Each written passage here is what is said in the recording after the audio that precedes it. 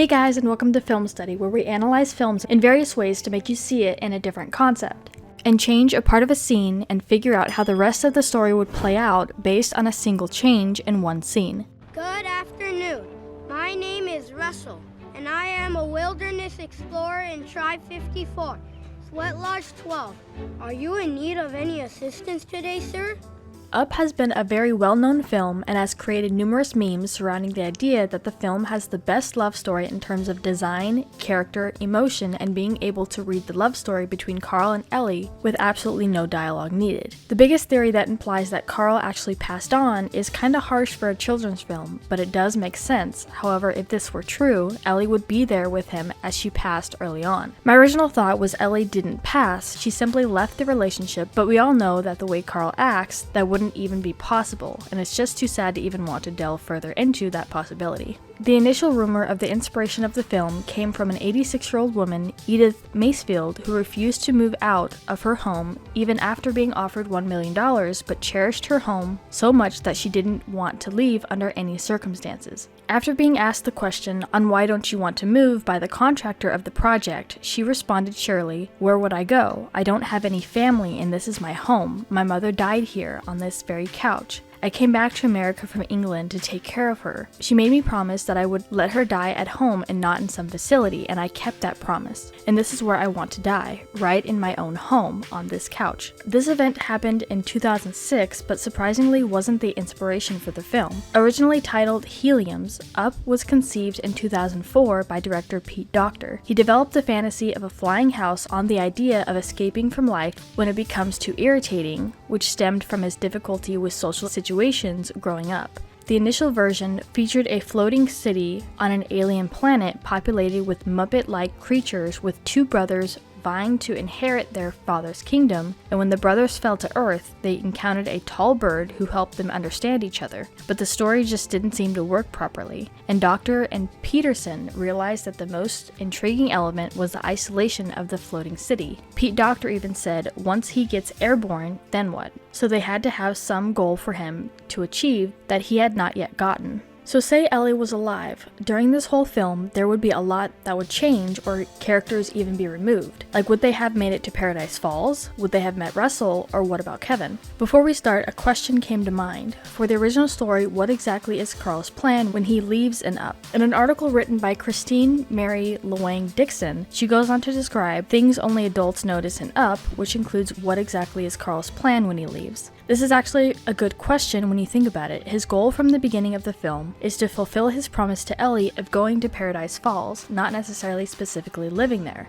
much less planting the house there. What we see is a glass jar with a ripped up piece of paper written on it, Paradise Falls. Nowhere does it specify what this really means if they want a vacation or relocate. Given that Carl transports the house to the exact spot that they had dreamed was unpredictable, as that was pretty far-fetched. I also wanted to point out that Pixar did something that we may not have noticed, and actually, back in 2015, Pixar admitted to using this tactic. They said that they developed an Ellie magenta that they used in her scenes. Pink is incorporated subtly throughout the whole montage, including her funeral scene, to make us think of her. Then, after the funeral, Carl goes home and the pink in the sky fades away, signifying that he's lost that ray of color in his life. This actually blew my mind when I heard this because using color would actually be very effective. It's effective as a marketing tactic as well as using red as a standout color in ads in order to catch the consumer's attention. In Ellie's case, it's effective in the form of a person and how she feels with Carl, whom she's connected to. The fade of the color foreshadows Carl's feelings of loss. Being there or not, his love has never died and never will.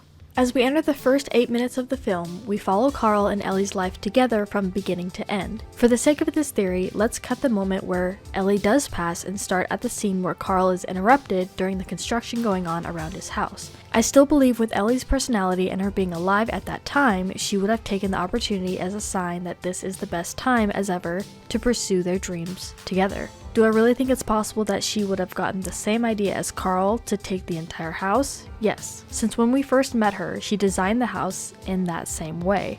When I get big, I'm going where he's going. Paradise Falls, a land lost in time. She does specify that she wants to live there, parking her little clubhouse, which is the abandoned house we see before they fix it up later on, and somehow figuring out a way to move the house and place it directly next to a very high waterfall. Being a child, Ellie makes Carl swear that he will take both of them there, someone she's only known for one night. Of course, we know what happens next with the beautiful montage. They fix up the house to where it's livable and even paint the house the way Ellie colored it as a little girl. If I hold my word on following the events of the film but with Ellie alive, it wouldn't make sense from the fact that before the construction scene came, as Carl and Ellie are cleaning up the house, Carl recalls the dream of going to Paradise Falls, in which Ellie had forgotten by this time. The next scene is of Carl buying tickets to Paradise Falls, planning on surprising her with a trip.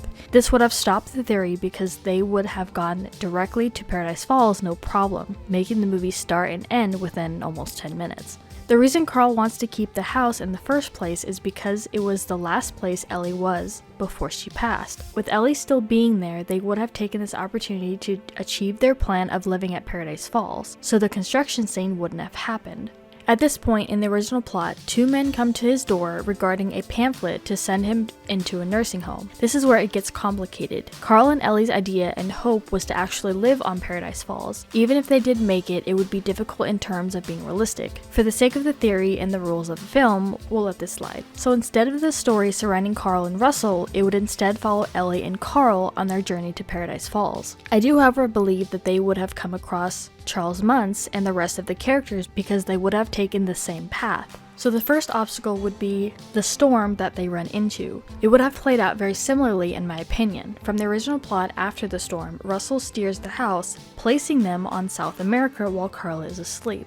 I believe that the same scenario would have played out. Instead, Ellie would have been the one to steer, and they would land at Paradise Falls. Muntz's dogs, Kevin and Doug, all would have been met the same way. I would have loved to see Ellie's reaction to meeting Charles Muntz. However, during dinner, when he declared Carl a guest, Charles went into his mission. His sole focus was to capture the rare bird by any means, breeding generations of dogs to help him out in his mission and to take over hunting the bird when he became unable to go after it himself. He at one point discovered where the bird lives, but he himself was never able to enter it due to it being a deadly maze, able to cause anyone to get lost quickly, and claims to have lost so many of his dogs when he sent them in to capture the bird. The time he has spent alone and concentrating only on his mission made him extremely paranoid and dangerous. It is hinted that he murdered other visitors to Paradise Falls, whom he thinks were after the bird. This would have caused concern for Carl and fear from Ellie. The conflict between Charles and Kevin would have been the same, as Charles had a strong desire for the bird.